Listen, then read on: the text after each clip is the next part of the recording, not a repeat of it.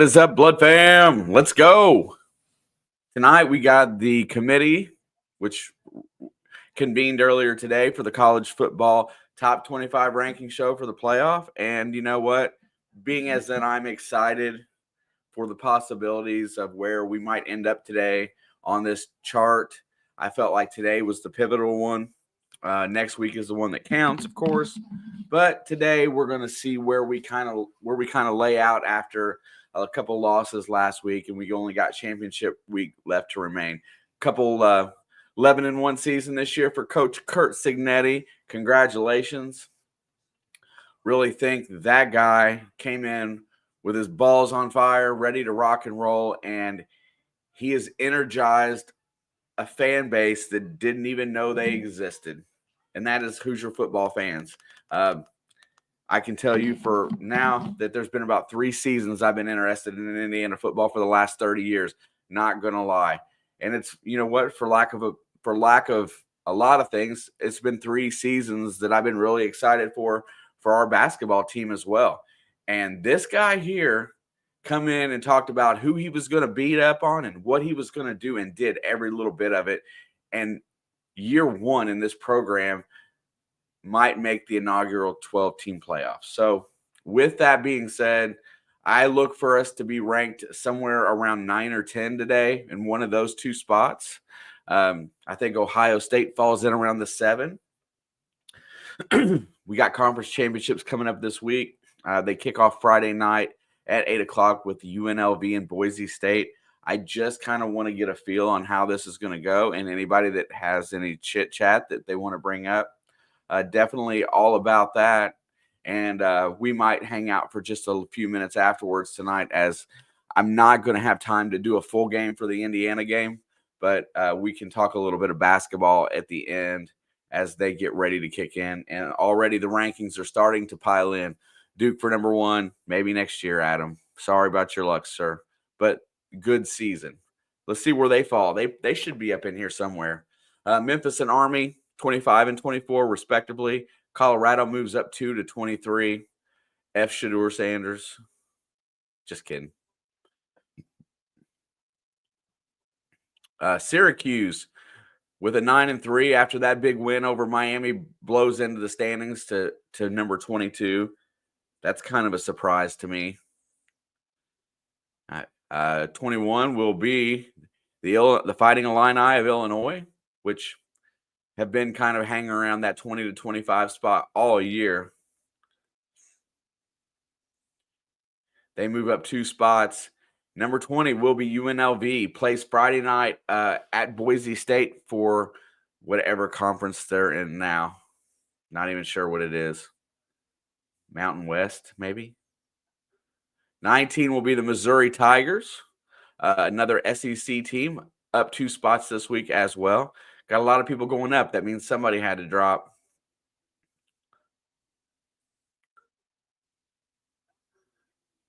Number 18, BYU, up another spot at 10-2.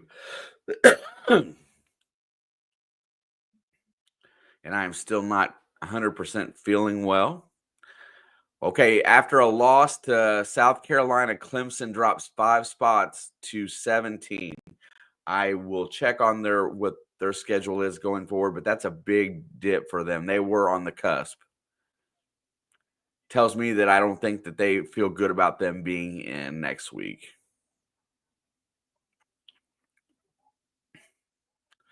Iowa State sneaks its way up 2 more spots to get into that top 16.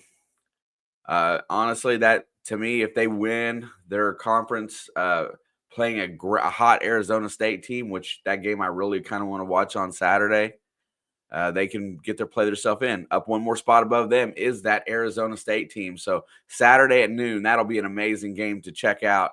We'll definitely talk a little bit about some of the games that are coming up this week as we go through here. 14 coming up.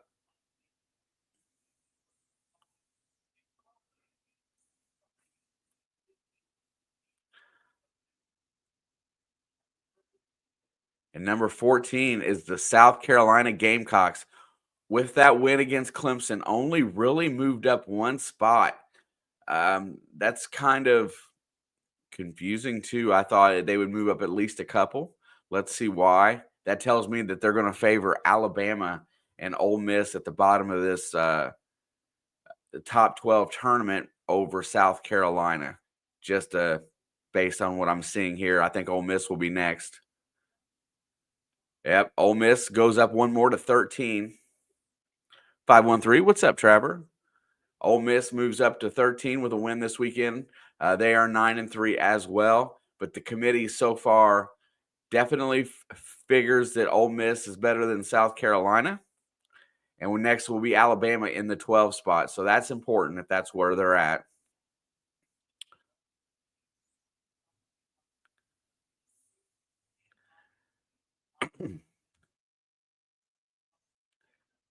Gonna see where this goes. And Miami drops 6 spots, but stays in the top 25 or top 12 at 10-2. You know, I can't argue with that, Adam. I don't even know why they are not in the top 25. I mean, I would have to go look at their strength of schedule and see everything they fall out. But look at here. Miami right here is 10-2. Their FPI rank 11th and strength of schedule of 55. And I'm telling you, that's impressive, but I don't know that that's most impressive. Some of their two losses have been kind of ugly. Of course, I like that Georgia Tech team that beat them. So 11 will definitely be Alabama. Yes, they moved them up from 13 to 11. Looks like they're safely in right now as it speaks. The Hallmark team, Alabama, gets the nod at 9-3. We'll deep dive a little bit into that going forward. Man, I'm telling you what, this wintertime stuff's got to go.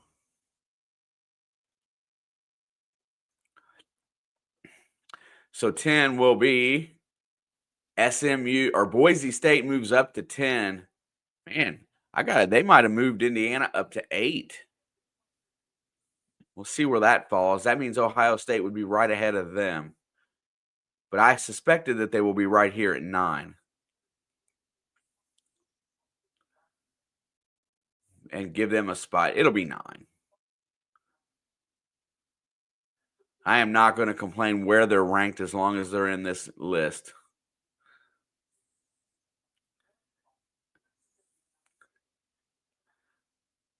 All right, they moved Indiana up one spot.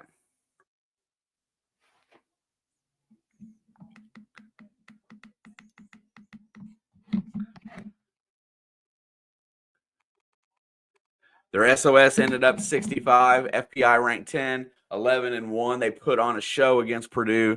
The Hoosiers move into the 9th slot, which I think makes them comfortably in the field. Can they climb any higher? I don't think so. And they move at, and SMU is above them. I want to see a little bit about this because I'm not sure who all they've played this year, but congratulations to the SMU Mustangs, first year in the ACC, I believe, and they put on a show. I'm going to look at their game coming up and see what we got. Why do I not see that? Oh, there it is. Oh, they're in the ACC, yeah.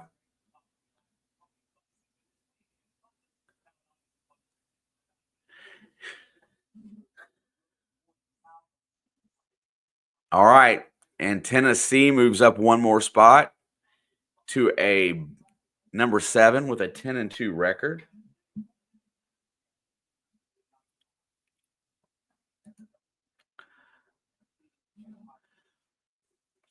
SMU's only loss came versus BYU 18-15.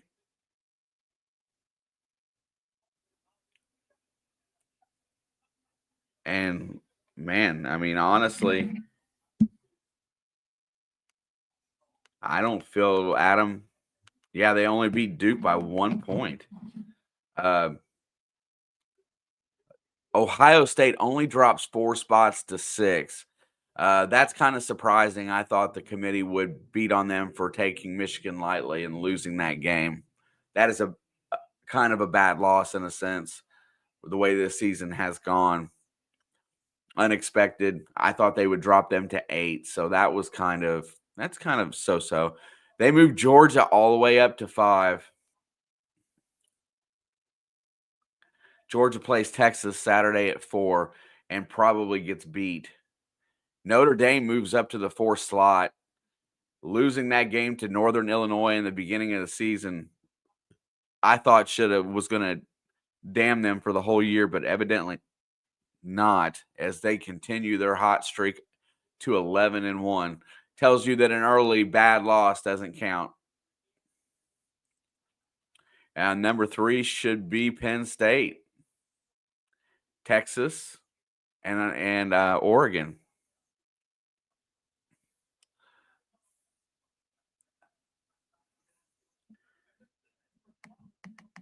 Yep, Penn State moves up 1-3, which obviously they deserve to be right there playing for the Big Ten championship this weekend.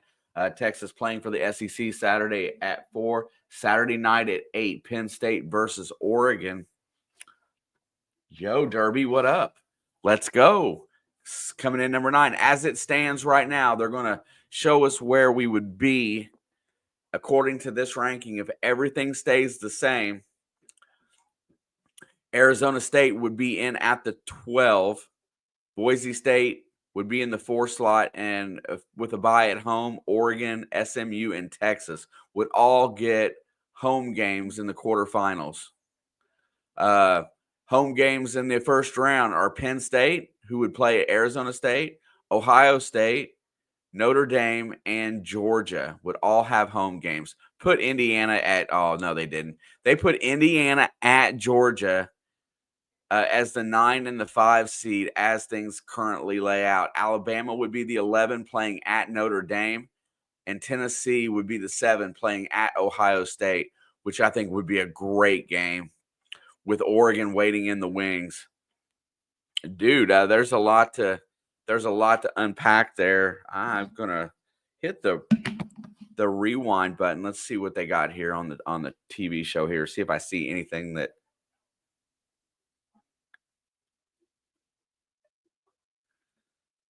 talking about. They're just talking about, kind of ranking and seeding where that falls. How do you guys feel about that? Do you feel like that's an appropriate spot? I would, the only thing that would have made this a little bit better is that if they would have crept up just high enough to get a home game.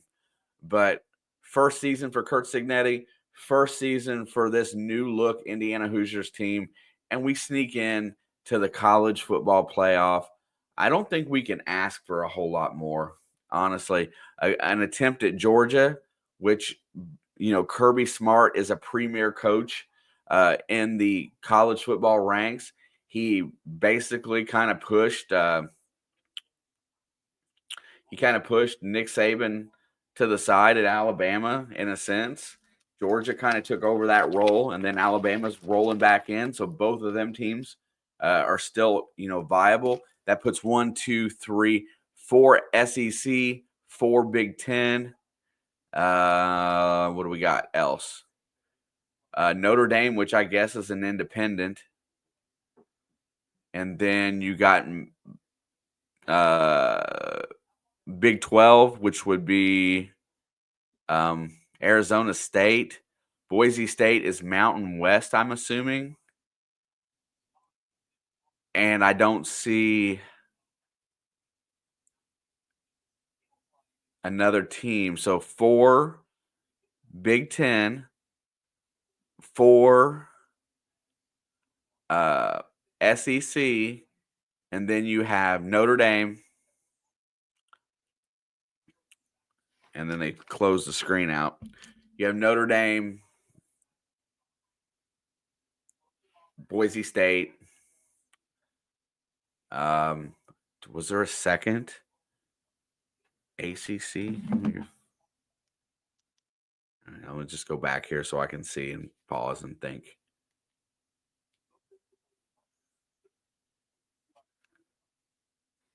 Yeah, so I mean, really, your top four. Let's start there. Big Ten, or I'm sorry, top four seeds: Big Ten, SEC, ACC, and Mountain West. Okay, after that, then you got Big Ten, Independent, SEC, Big Ten, and so you got three of the top eight coming in from the Big Ten. You have two of the top eight coming in from the SEC, and then 9, 10, 11, and 12, two SEC, and a Big 12. You kind of feel like the Big 12 getting a little bit crapped on here. Uh, I mean, if you let another one of those guys in, it's at the expense of my Indiana Hoosiers. Now, the question that I have is, based on the rankings, if Boise loses in their championship game, let's look at that one since it's first, I think. Yeah, since they lose against UNLV in the championship game, they're already ranked behind Indiana. I don't think that would kick them out. So, effectively, if I read this correctly, they wouldn't be ranked high enough to stay in, and then the UNLV Rebels would be coming in at 12 and be the fifth seed as the fifth conference champion. I'm just thinking of upsets that can change the balance of this, and I'm not really 100% sure how that's going to play. If we wouldn't have tried the onside kick versus Ohio State, the margin would have been closer and probably had a home game. Man, that's really picking it apart there, Derby. I mean, that's one play determines, home or away, and I don't think that would have pushed us past Ohio State. So no matter how that game came out, it looks like it's a win or loss for a flip-flop in seeds, honestly. But I think our loss to Ohio State looks a lot better than their loss to Michigan. But still, Notre Dame is snuck in here as the number 4 in that ranking system. They are the 6th seed with a horrible loss to Northern Illinois at home. So an early loss definitely doesn't hurt as bad as a late loss, because the late loss to Ohio State hurt Indiana more than it did Notre Dame. I mean, honestly, I gotta say that 9 being ranked 9th and having the 10 seed projected as of right now with conference championship week coming up, I think that's impressive. I think Iowa State and Arizona State's going to be a dandy of a game. That flip flops. I think that's hilarious, Derby. They get a bye. Ohio State comes in there. Yeah, I think that's pretty fair, because that game went down to the wire. I don't think, Oregon got up for a couple of games. They've got a great quarterback leader, but I don't think, I don't know that they can do that again to that Ohio State team. Um, it would be at home, so they would still be at Oregon. So that would be I think that'd be an interesting quarterfinal game. I think I really would enjoy that. Let me go back and look at the projections a little bit further. We'll look at the potential matchups if it was to end this way.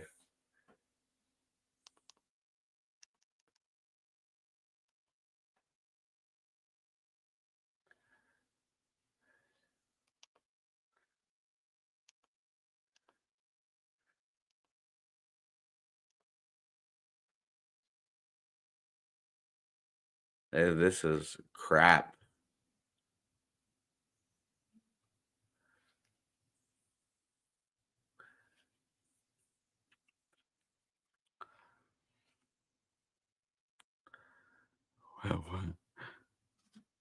Ooh, I just came by to say what the is that OSU? I can't read your chat on the bottom there. There it is. Ohio State. Yeah, they dropped from 2 to 6 with a loss at home to Michigan. I don't know about all that. I thought they would drop a little bit further. I thought the committee would frown upon a letdown loss at home against Michigan, who struggled this year, and not taking anything away from Michigan. That team is full of, let's just say, higher recruited players than our Hoosiers. But I thought they would drop to 8 in the FP or in the rankings. They dropped to 6. They are the 8th seed. Balin, what's up, bro? How do you feel about Indiana in the 10 seed in the 9 slot? I feel like that's almost as high as I had them going. Just thinking about how everything played out, I had them in the 8 under one more circumstance that didn't happen.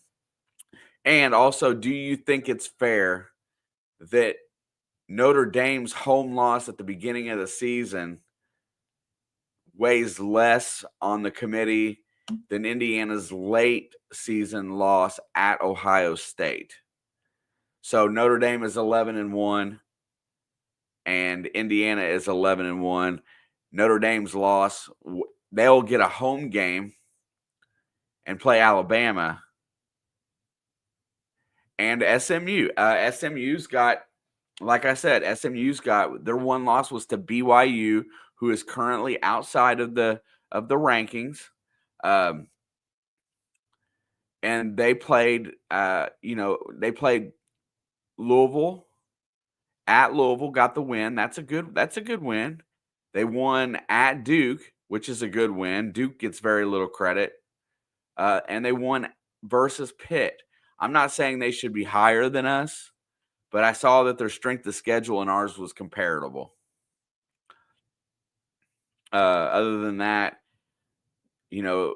and playing Clemson on Saturday is going to change all of that, because I think Clemson might win that game. I'm going to be honest with you. That's going to be one of them I think might happen.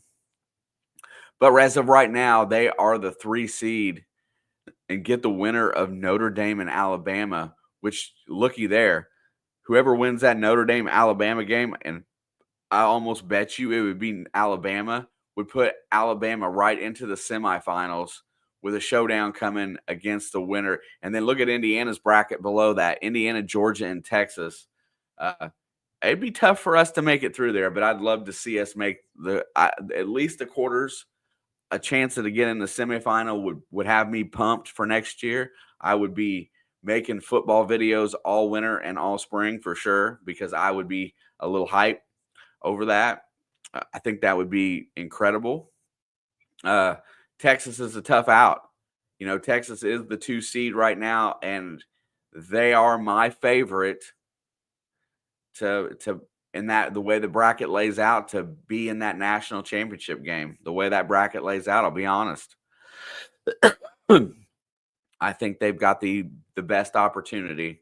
The top bracket looks like a Tennessee, Ohio State, Oregon group there. Who knows who's coming out of that? And then Penn State looks like they have a decent ride to get away. Arizona State's been playing well, but they look like they have a decent opportunity to sneak into the semifinals.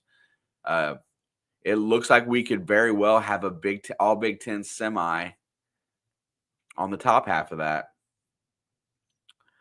Yeah, you know what? I would love to be in the bracket, honestly. How this all plays out next week is Notre Dame's done. They're pretty much locked at a 4. I don't see them moving them up or down. And a 6 seed, I can't see anything changing there much, except for I don't think there's anybody above them that can drop out. Yeah, Georgia.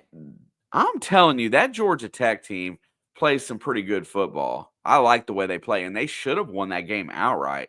Georgia barely beat a lot of teams this year, so I'm not saying we can't win that game. I think it's a winnable game.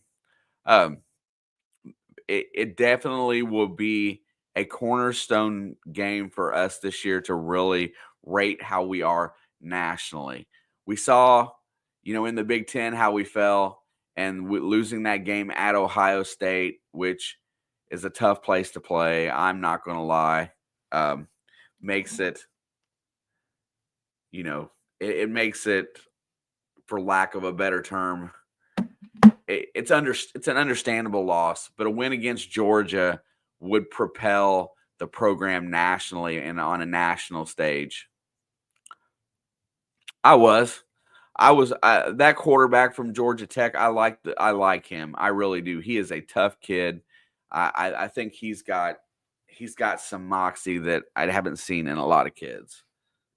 But yeah, Derby, I'd love a shot at Texas too. I think if we win a game, I think this season becomes a tremendous success, even more so.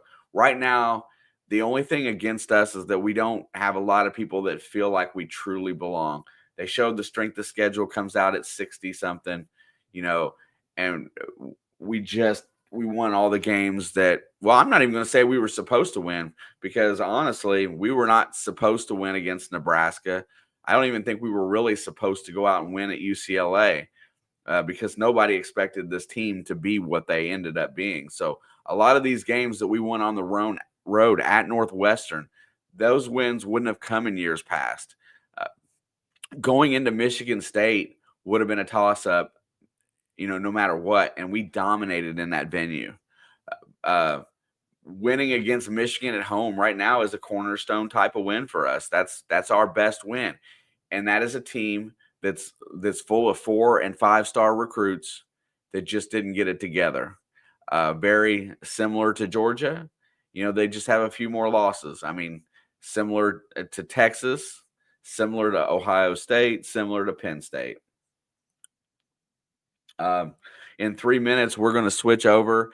I'm not going to sit here for the full game. Actually, I think I'm going to watch the game and be angry at my basketball team in peace.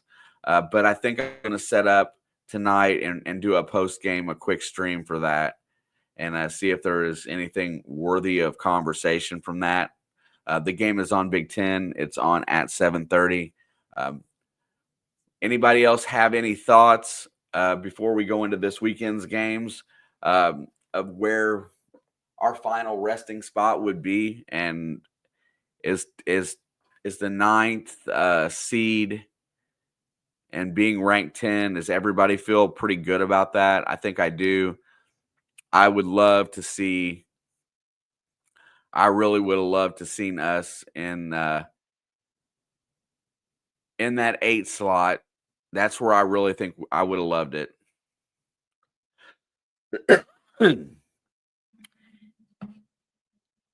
Yeah, Adam, the college football committee hates you. I don't know that they hate you. You know what? I will do a little bit of a dive and see what I think about kind of you're not even being ranked in the top 25. I could probably make an argument for you guys to be in the top 6, 17, 18, somewhere around there. And I could probably make the argument that some of the teams right around there should be back a few spots, honestly. But hey, you know what? You guys had a winning record. You guys got a bowl game this year. Congratulations for that. Duke is not known to be a football school. Neither is Indiana. So congratulations on that.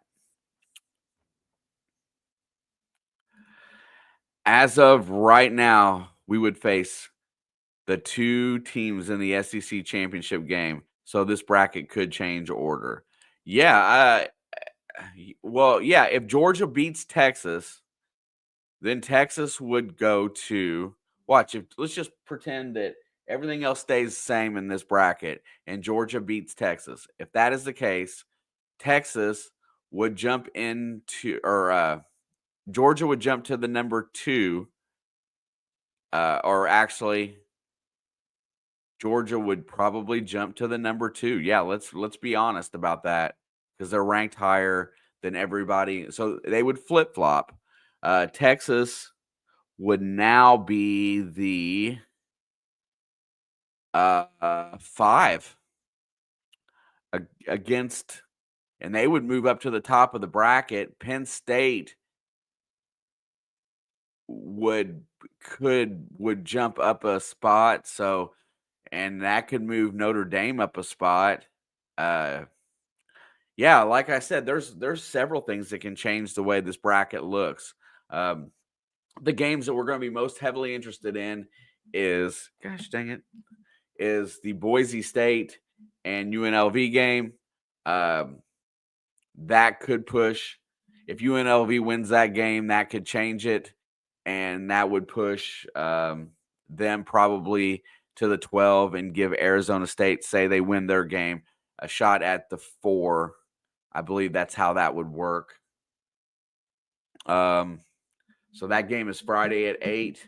Let's see, the Iowa State and Arizona State game is Saturday at noon. Iowa State currently is outside looking in. First team out would be Miami. Second team out would be Ole Miss. Iowa State is playing at Arizona State, so that's a flip-flop game too. So those don't really change much. The Georgia-Texas game, we just talked about how that would play it. Penn State and Oregon. If Penn State beats Oregon, that would move Penn State to the 3 seed. That would move Texas to the number 1, I would assume, seeing that they win. And then Oregon would go to the 5. Gosh, there's so much stuff in there. But then Georgia and Texas, we talked about it. Clemson and SMU. Yeah, SMU is in the driver's seat for that. If Clemson wins that game, and that would push Indiana down a spot, because I don't think that would kick SMU out, and that would move Indiana down to the 11 spot, basically, as far as seedings go. So there's a game that has some impact, because that would place 2 ACC teams in the running, and that's it. So a Clemson win really messes things up, can drop Indiana a seed. Penn State, Oregon can boggle things up. I'm going to sit back and I'll pick my rankings after this weekend. We'll definitely look at it a little bit. I'm going to go ahead and close down, and I'm going to get myself ready to watch a basketball game. If I feel froggy, I'll be here afterwards for a post-game interpretation of the Indiana Hoosiers playing Sam Houston State. Kanan Carlisle is out. I will see you guys in a little bit.